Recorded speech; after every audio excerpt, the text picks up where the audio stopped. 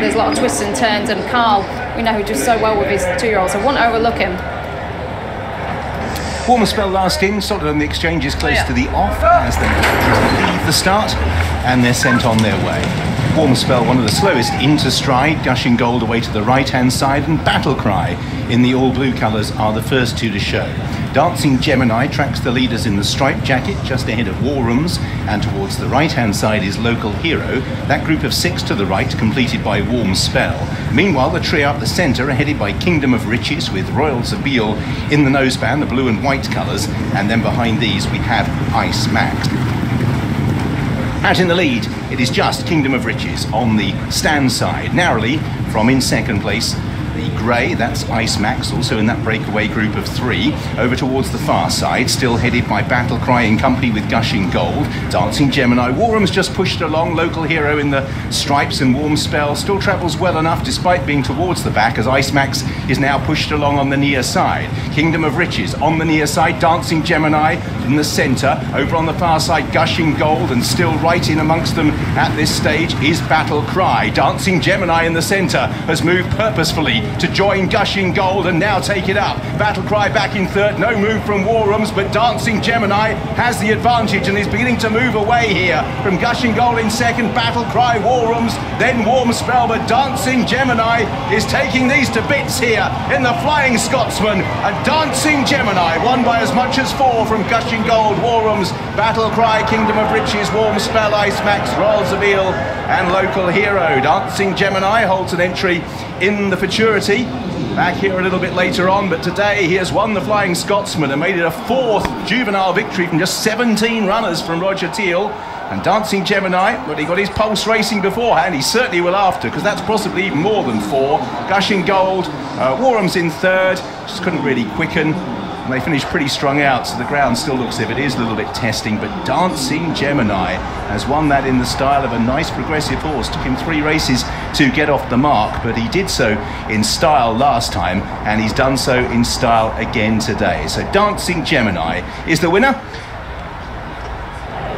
In the colours of the Fish Dance Limited, he's danced home for Lewis Edmunds and Roger Teal. You mentioned he's got a big couple of days, Jason, with the youngsters, but don't forget he's got Chipstead tomorrow in the Portland, who was thrown out, do you remember, after that race, well, a little while after that race, so he will have a score to settle. This was pretty impressive, wasn't it? Wow, the way that he travelled into it. You know, we've got the yardstick, if you like. Gushing Gold with a strong piece of form already in the book.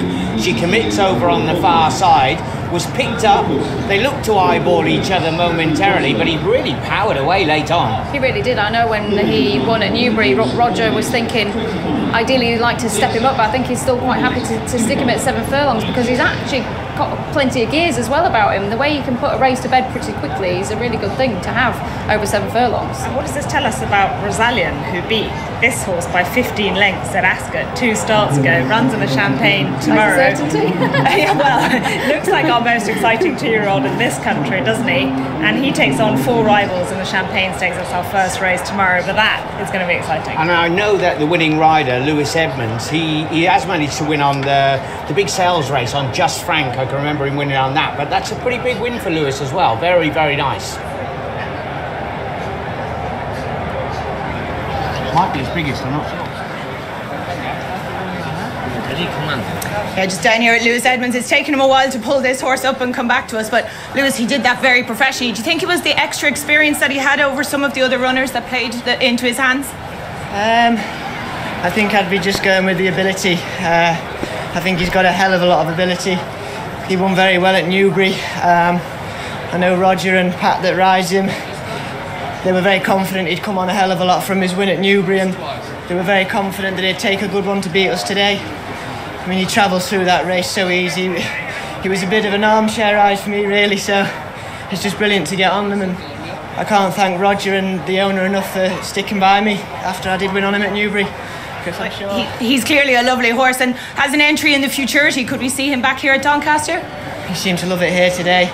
He absolutely relished on the ground. I don't think that extra furlong will be a problem for him either. No, he looks like a lovely horse. And Pat Kennedy, you tell me you look after him and ride him. You told me he did a piece of work last week that was the best piece he'd ever done in his career. I was unreal, like, and it just proves that he's maturing all the time and getting stronger and better. And Onwards and upwards. Well, like a son of Camelot, that's what you'd expect him to do. Well done, all of you. Well, the last time I saw Roger Teal hyperventilating like he is right now was when Oxted won the July Cup. This horse is something a little bit special, I suspect. Yeah, very special. We've always held him in high regard, and he done a piece of work last week which was breathtaking. And I said to Lewis, if he can turn up with that bit, he'll win this today. And God bless him, he did. And I think we've got a very exciting horse for next year. You came in, so as your horse comes in, we'll just move back and let him just come into the corner here. But you came in, the first thing you said to me, right, Guineas, here we come. Yeah, Guineas, here we come. I mean, I won this with Tip to Win a few years ago, and we went to the Guineas in a second. And I think we'll aim at the Guineas. And with the way he's done today, you've got to, you know. He's a lovely horse and very exciting for next year. He's in the big Group 1 here later. Would you throw the dice again or now put him away? Well, possibly. We'll take it step by step. We'll see how he comes out from today, but it could be an option for us, yes. And of course, Oxted has been absent for such a long time now. It's lovely to have another stable star now. Yeah, absolutely. Look, stables of our size just need stars, and you know, we keep proving that we can do the job if you give us the tools, you know. And like I said, it'd be lovely if he can take us to good heights, when maybe this year and follow on to next year. Well, we know when you get a good one, you can play with it. Final question, because I didn't have time to look this up. Your birthday, what star sign? Gemini. No way. Yeah, 31st of May. Gemini. Dancing Gemini. Oh, the trainer will be living up to the horse's name, Ed.